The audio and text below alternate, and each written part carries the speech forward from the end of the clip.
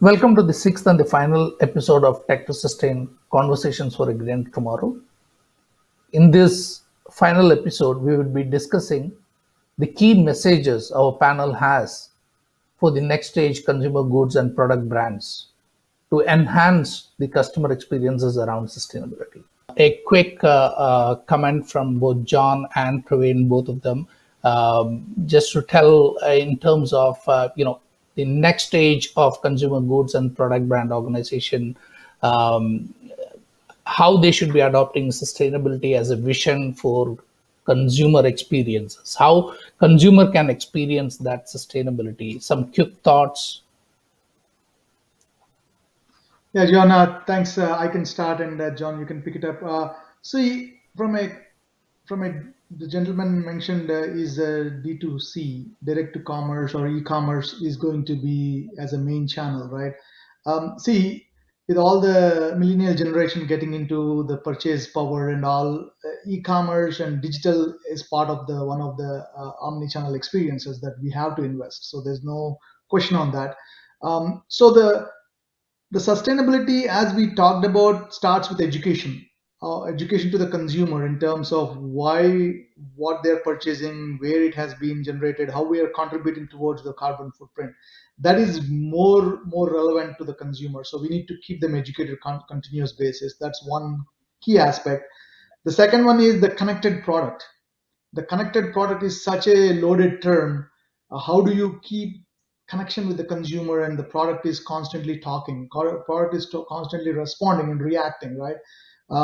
There's a lot of initial use cases where the water filter, right? The water filters in your home, whenever water filters are complete, they talk directly to Amazon and order it themselves, right? So that's the kind of automation and intelligence we're looking by bringing technology into consumer home and consumer goods.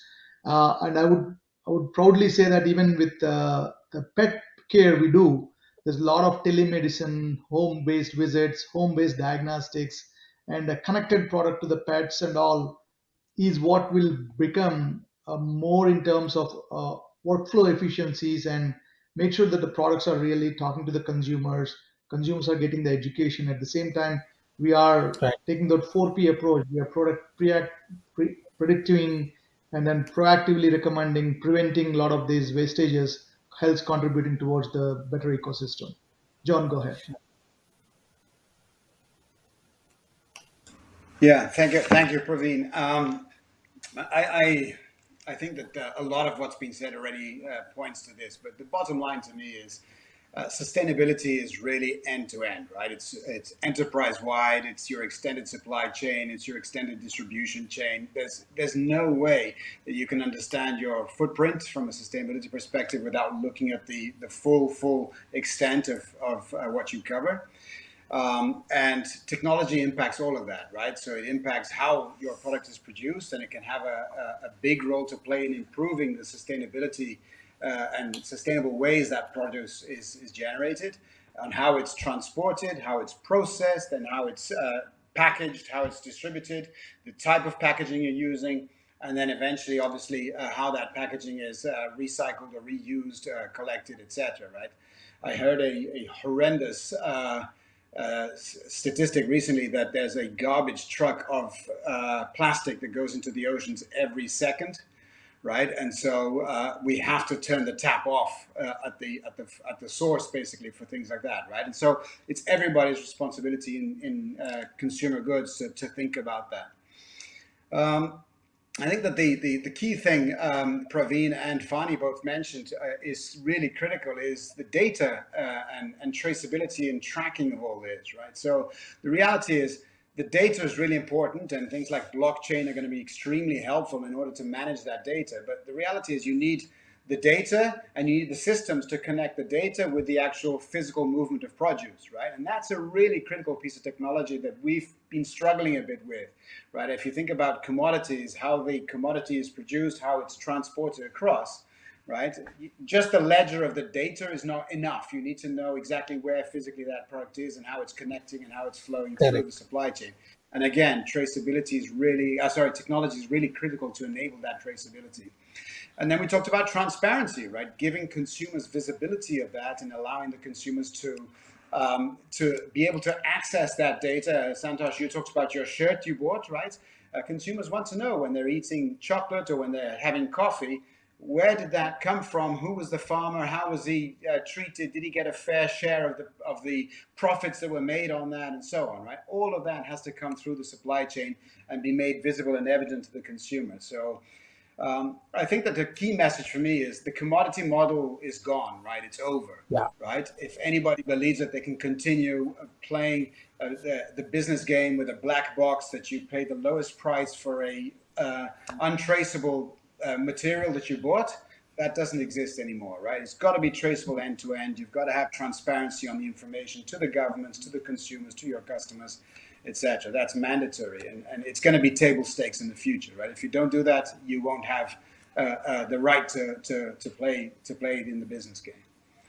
Right. And I think the one other final message I would say, we talked a lot about sustainability. Sustainability is not enough anymore. Right. What we've got to be talking about now is really regenerative practices, right? When you're talking about agriculture and produce, I mean, John, we mentioned this a little bit, John Turner.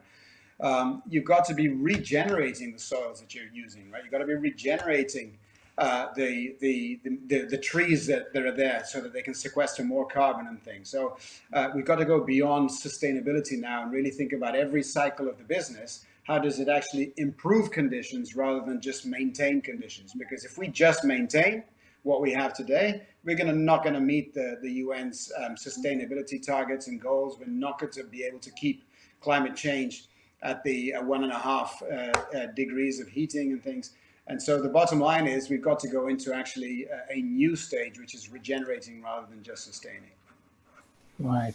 So, Vijay, the parting note from you, I mean, many of the challenges today or many of the things what we discussed today are you're pointing towards a kind of a systemic integration of all the workflows which happen around the whole value chain, and maybe the parting shot from you. Yeah, so I think, the key thing is what John Toner talked about. It is not about in terms of bringing the technology in order to help achieve the companies in order to meet their sustainability goals. It is the culture, culture in terms of helping the employees that no one is left behind. In terms of how you can bring the culture of trust, transparency, and flexibility in the entire process. So either it is companies or the providers or whomever, can we bring in the right culture when we go about achieving this? I think, that's my take here. If we are able to deliver the right culture, I think we would be able to achieve the right goals, where everyone, we meet the objectives of everyone. Thank you. And I think with that, I would say we will conclude this session, but it has been a wonderful session. Thank you everyone for bringing up your viewpoints. I learned a lot by kind of conducting this session, and I'm quite sure that each one of us would have learned from what the others would have discussed as well. But this doesn't end here. I think there will be more such sessions which we would request you to come on. We will continue. Each one of the discussion is a separate stream of discussion that we can take forward as well. So look forward to the future discussions, and let us all work towards a sustainable future. Thank you.